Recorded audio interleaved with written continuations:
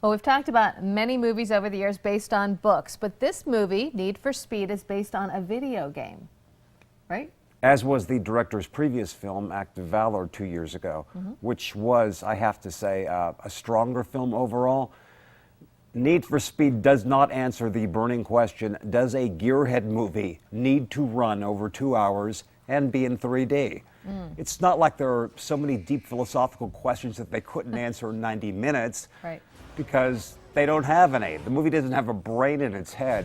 You could fit the plot on one of those bazooka bubblegum comic panels. Right. I mean, that's how deep this movie is. But a lot of people who may be interested in Need for Speed are kind of interested in the main character. They're interested in Aaron Paul because he's such a Bad. great actor, Emmy-winning actor from Breaking Bad.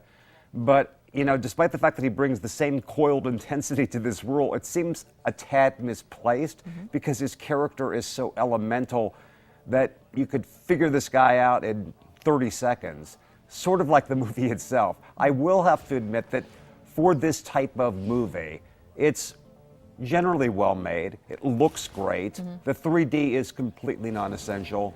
In fact, I said to the friend that I watched it with, 3D? What 3D? Right.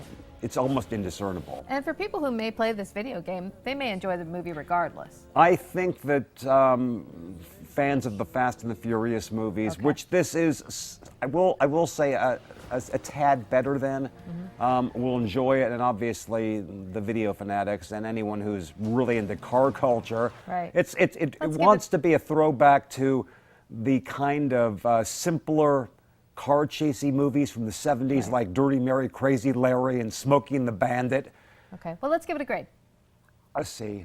All right, we give that a C, and we want to Competent. Okay.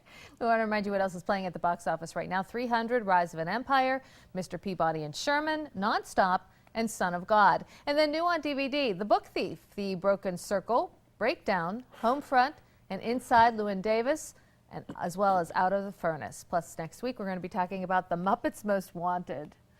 Could be an interesting review. And we'll be back with more of Milan's movie reviews anytime, of course, on WKBN.com.